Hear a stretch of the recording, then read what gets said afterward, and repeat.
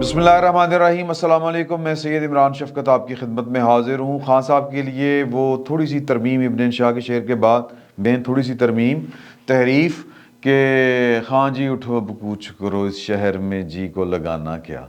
क्योंकि खान साहब ਕੰਮ ਪੈ ਗਿਆ ਤੁਹਾਡੇ ਨਾਲ थोड़ी देर ਦਾ इलेक्शन कमीशन को और वो कम ये है सर जी के गवर्नर नहीं सॉरी जो वज़ीर आला पंजाब हैं वो इलेक्शन कमीशन ने नामज़द कर दिए हैं आइन के आर्टिकल 224A के मुताबिक, और 2 रोज़ का वक्त था उनके पास। लंबा चौड़ा इजलास हुआ और इजलास में लंबे चौड़े अफराद की शिरकत है।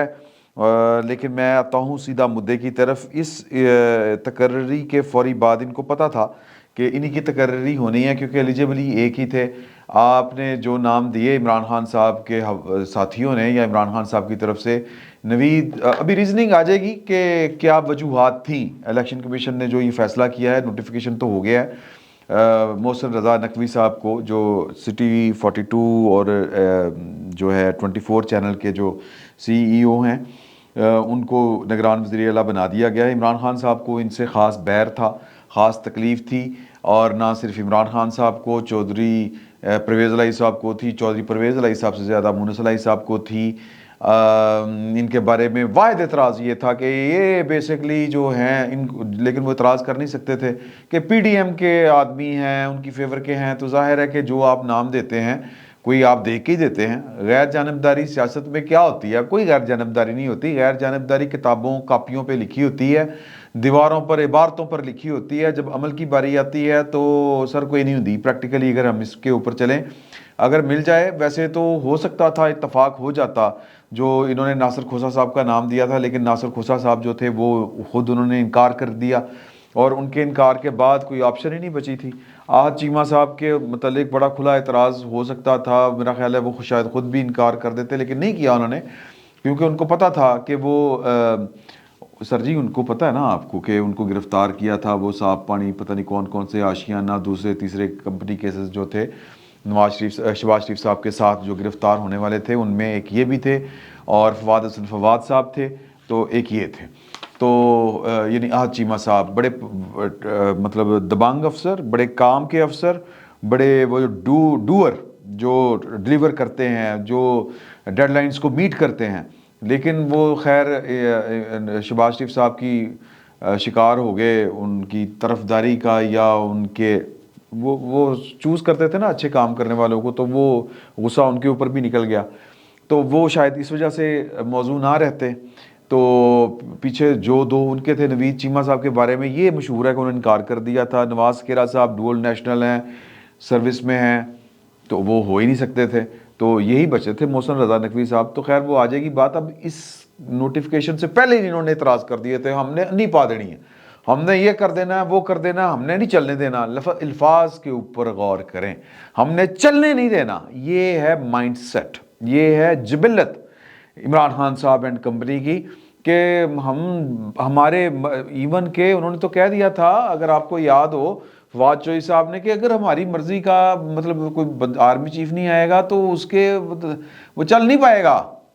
ये लुब्बे लबाब था इस सारे अमल के दौरान, जब ये सिस्टम को हाईजैक करना चाहते थे, ब्लैकमेल करना चाहते थे। तो अब मैं असल में आपको बताना चाहता हूँ कि तकलीफ़ असल में क्या है। मैंने कल भी ये वाली बात आपको बताई थी, और अब होना क्या है मैं आपको ये भी बात बता रहा हूँ। तो अब देखते जाइएगा कि होना क्या है। सर जी के जो मैंने पहले कहा ना कि खां जी उठो इन शाह जी की जगह के ऊपर, ये मैंने गिरा लगाई है कि अब कूच करो इस शहर में जी को लगाना क्या। खान साहब के पास ऑप्शन ही नहीं रहेगी। उन्होंने पंजाब में बैठ के, पंजाब सियासत का गढ़, पाकिस्तान की सियासत यहीं से चलती फलती फैलती यहीं से है, तो यहाँ पर बैठ के उन्होंने सियासत करनी थी, जोड़ तोड़, इलेक्शन लड़ना, ये वो। अब वो यहाँ पे रहना उनका ज़रा मुश्किल हो जाएगा। तो KPK में उनको मतलब का वज़ीर आला मिल गया है, वो होम्योपैथिक वज़ीर आला हैं, मतलब निगरानी से ज़्यादा, गैर निगरानी नहीं कह रहा, गैर जानबदारी से ज़्यादा, वो जो थोड़ी सी चीज़ होती है उसको होम्योपैथिक कहते हैं, तो वो होम्योपैथिक किस्म के वज़ीर आला हैं। और वो तिकड़म मैंने पूरी की पूरी आपको कल के व्लॉग में शेयर कर दी थी कि असल में वहाँ पर घन चक्कर क्या चला है। तो अब ये वहाँ पर जाके बैठेंगे तो थोड़ा सा फासलाती सियासत करनी पड़ेगी इमरान खान साहब को, تو فاصلاتی سیاست کے جو ہیں وہ نقصانات زیادہ ہیں، فوائد کم، تو وہ نتائج مطلوبہ مل نہیں سکتے، اور مطلوبہ نتائج شاید اب عمران خان صاحب کو ملے بھی نہ، کیونکہ کم سر بہت خراب ہو چکا ہوا ہے۔ اور مطلب میں اگر یہ کہوں کہ چیزیں اب تیزی کے ساتھ جو ہیں وہ اپنی شکل بھی بدلیں گی اور نتائج بھی مختلف سامنے آئیں گے، کیونکہ پاکستان کی جو سیکیورٹی اسٹیبلشمنٹ ہے وہ پاکستان کے معاملات میں، سیاسی معاملات میں مداخلت کرنے سے تو گئی، وہ نہیں کر رہی، تو سپورٹ اب عمران خان صاحب کو کسی طرف اور سے ہے نہیں۔ وہ جو دستیاب نیچے نیچے سپورٹ تھی اس کے ساتھ جتنا کھیل سکتے تھے، کتنا کھیل سکتے ہیں، سوال یہ پیدا ہوتا ہے۔ تو ایک لیمٹ ہوتی ہے، وہ میرا خیال ہے کہ اب لیمٹ گزر چکی ہے۔ تو فواد چوہی صاحب نے کہہ دیا کہ الیکشن کمیشن نے کبھی مایوس نہیں کیا، یعنی یہ اشارہ ان کا ہے کہ خان صاحب کے مخالفوں کی طرف۔ محسن نقوی جیسے متنازع شخص کو وزیر اعلیٰ مقرر کرنے کے فیصلے کو مسترد کرتے ہیں۔ اس نظام کے خلاف سڑکوں پر جدوجہد کے علاوہ کوئی راستہ نہیں، کارکنان تیاری کریں، عمران خان کی قیادت میں بڑی مہم چلائیں۔ پہلی بات ذہن میں رکھیں آپ کہ عمران خان صاحب سڑکوں کے اوپر رہیں، سڑکوں کے اوپر سو جائیں، سڑکوں کے اوپر وہ مسلح بچھا لیں، صفیں بچھا لیں، یا سڑکوں کے اوپر ہی زندگی گزار دیں۔ پچھلے انہوں نے آلموسٹ 8-9 ماہ جو ہیں، آپ اپریل سے حساب لگائیں، وہ اپریل سے پہلے سے سڑکوں کے اوپر ہیں۔ وہ مارچ میں انہوں نے جلسے جلوس کرنے شروع کر دیے تھے کہ مجھے ہٹایا جا رہا ہے، مجھے نکالا جا رہا ہے، یہ سائفر آ گیا ہے، یہ فلاں ہو گیا ہے۔ اس کے بعد انہوں نے جتنا کرسی کے ساتھ ایلفی لگا کے چمڑنے کی کوشش کی وہ آپ جانتے ہیں۔ اس کے بعد پھر وہ سڑکوں کے اوپر تھے انٹل انلیس کہ وہ والا سانحہ نہیں ہو گیا جس میں گولی چلی ان کے اوپر وزیر آباد میں۔ اور اس کے بعد سے عمران خان صاحب جو ہیں انہوں نے ایک جلسہ کیا تھا، اور وہ بھی اناؤنسڈ تھا، اور ان کو پتہ تھا کہ اب اس جلسہ کرنے کا فائدہ کوئی نہیں ہے۔ وہ جس تھانے دار نے آنا تھا وہ آ گیا، آرمی چیف، اور میں تو کہتا تھا کہ یہ آرمی چیف وہ لانا چاہتے ہیں جو ان کے ساتھ ملا ہوا ہو، جو ان کی چوریوں کے اوپر آنکھیں بند کر لیں۔ اگر تکڑا آرمی چیف آ گیا تو پھر ان کی چوریاں نہیں پکڑی جائیں گی۔ سر وہ چوری پکڑ شدہ آرمی چیف آ گیا، تو اب عمران خان صاحب کو وہ پیڑ درد، وہ جو ٹیسیں اٹھتی ہیں وہ اپنی جگہ کے اوپر، اب سسٹم جو ہے وہ نیچے سے، جب سے اوپر سے وہ ہاتھ کھینچے گئے ہیں تو نیچے سے بھی چیزیں بدلنا شروع ہوئی ہیں۔ تو اب سب سے پہلے جو الیکشن کمیشن نے جو اب ٹیک اپ کر لینا ہے معاملہ، یعنی انتظامی معاملات بھی الیکشن کمیشن کے ہاتھ میں چلے جانے ہیں۔ نو ٹرانسفر، نو پوسٹنگ، یعنی کہ یہ جو نگران گورنمنٹ ہے یہ اپنی مرضی کے ساتھ انڈی نہیں ڈال سکتی۔ تو خوف کیا ہے؟ خوف بیسیکلی یہ ہے کہ ان کو یہ لگتا ہے کہ جو ہیں اپنا کیا ان کو کہتے ہیں نگران وزیر اعلیٰ جو ہوں گے پنجاب کے، محسن رضا نقوی صاحب، یہ بڑے شوق سے وہ کام کریں گے جو کام کرنا بنتا ہے۔ وہ کیا کام کرنا بنتا ہے کہ الیکشن کمیشن کہے گا کہ خبردار، میری ذمہ داری ہے کہ میں نے آزاد، خود مختار اور غیر جانبدار الیکشن کروانے ہیں، تو وہ میں نے 100% جو ہے وہ جس کو کہتے ہیں کہ فول پروف نظام بنانا ہے، اور میں نے شیور کرنا ہے۔ تو نقوی صاحب کہیں گے بسم اللہ سر کرو، میں کون ہونا؟ ایک بات۔ دوسری بات، ان کو یہ خوف ہے جو میں سمجھتا ہوں کہ ناجائز خوف ہے کہ شاید جو محسن نقوی صاحب ہیں وہ کچھ اپنی تکڑ میں لڑانے کی کوشش کریں گے۔ اس طرح نہیں ہو سکتا، یہ ممکن نہیں ہے۔ چیزیں کیونکہ مقدمات، معاملات وہ پہلے سے درج ہیں۔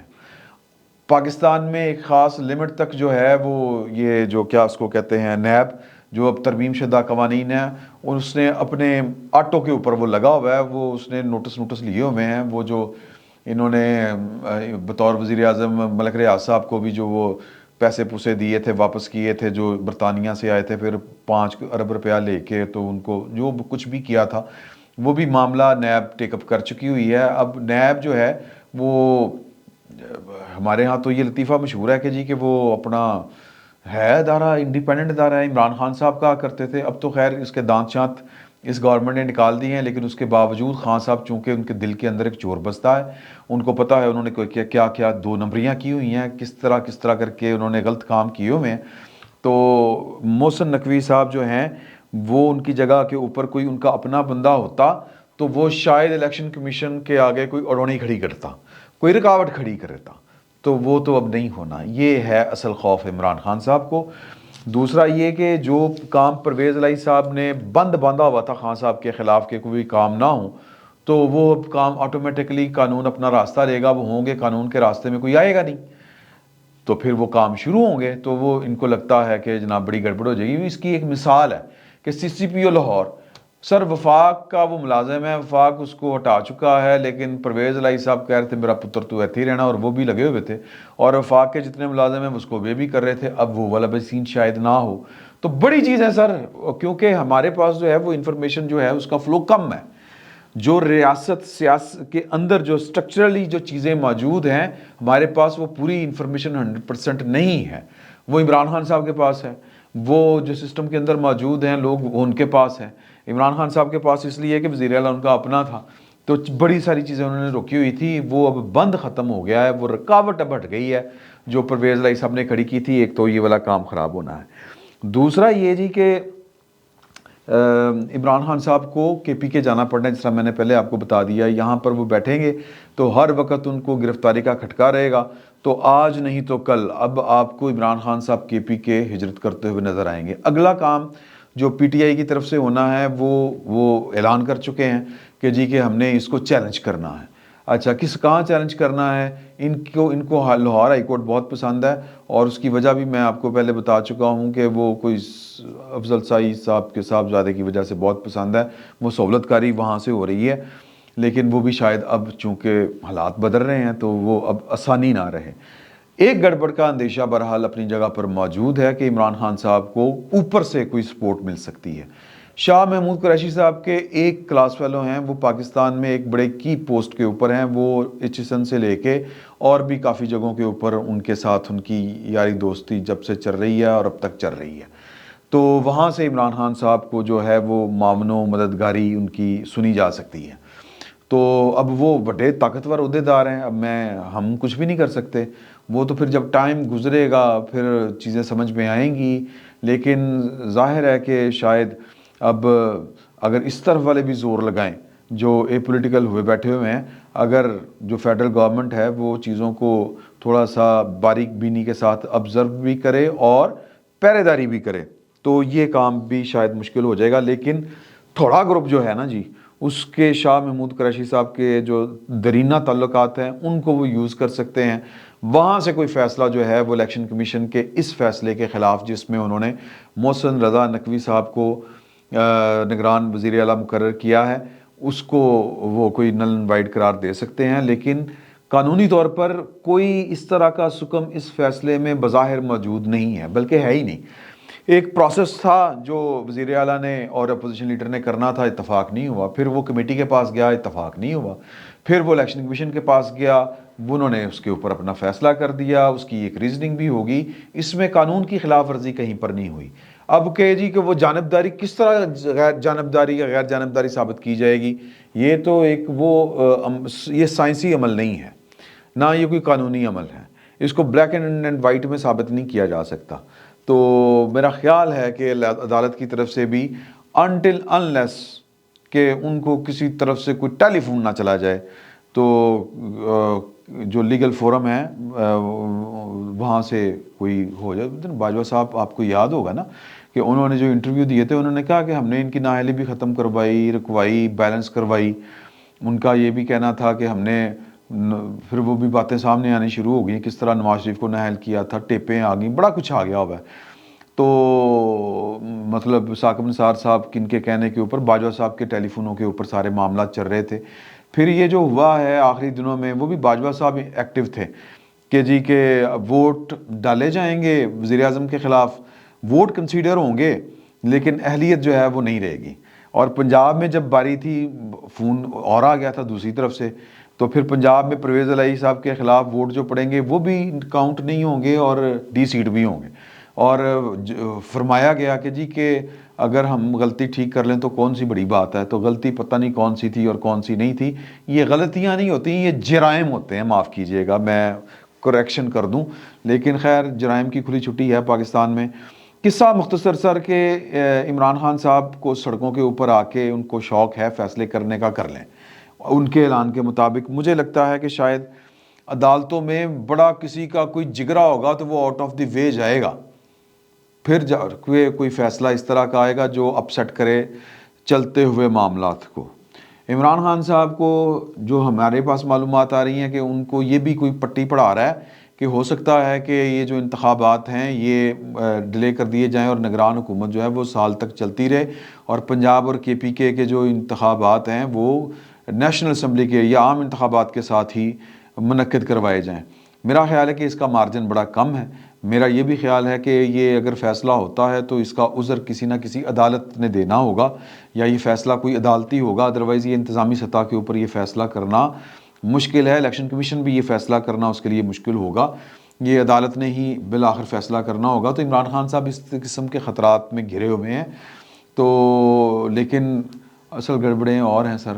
وہ کیا کہتے ہیں کہ جنہوں نے گاجراں کھادیاں انہوں نے پتہ ہوتا کہ تھوڑی دیر بعد ٹھڈ پیڑ ہونا شروع ہو جانا، تو وہ والے معاملات ہیں۔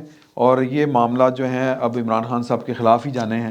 اب یہ دھمکیاں دے رہے ہیں کہ ہم آگے سسٹم کو مفلوج کریں گے اور ہم جو ہے وہ سڑکوں پر آئیں گے۔ سر سڑکوں پر آ کے انہوں نے 8-9 مہینے، میں نے پہلے آپ کو بتایا، نہ یہ آرمی چیف کی اپوائنٹمنٹ رکھوا سکے، نہ یہ انتخابات لے سکے، نہ یہ اپنی مرضی کا آرمی چیف لگوا سکے، کچھ بھی نہیں کر سکے بیچارے، کچھ بھی نہیں ہو سکا ماں سوائے اس کے کہ یہ اسمبلی توڑ لیں۔ اور اسمبلی ٹوٹنے میں بھی وہ بلیسنگ ڈسگائز والا معاملہ ہونا ہے، آخر وہ بھی عمران خان صاحب کے خلاف ہی بات چلے جانی ہے۔ یہ بھی آپ بات لکھ لیجئے گا، کیونکہ بری نیت کے ساتھ اگر آپ کوئی کام کریں گے تو اس کا نتیجہ بھی آپ کی توقع کے مطابق نہیں آئے گا۔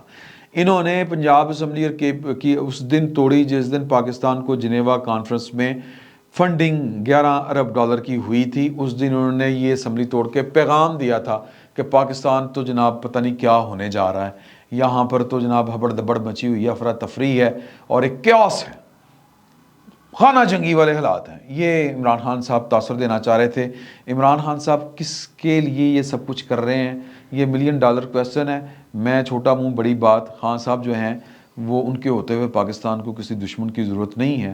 اس کا ادراک جو ہے وہ پاکستان کے ریاستی اداروں کو اچھی طرح ہو چکا ہوا ہے۔ کچھ لوگ جو ابھی تک شاہ محمود قریشی صاحب کی کلاس فیلوشپ سے نہیں نکل پائے، عمران خان صاحب کی محبت میں جن کے گھر والے ہیں وہ اپنی بیگمات کے دباؤ میں ہیں، تو ان کو سمجھ آ جائے گی آج نہیں تو کل۔ خان صاحب کی منجی ٹھکنے جا رہی ہے، سادہ الفاظ میں وہ ٹھکتی ہوئی نظر ابھی آ جائے گی آپ کو۔ فی الوقت اتنا ہی، بہت بہت شکریہ۔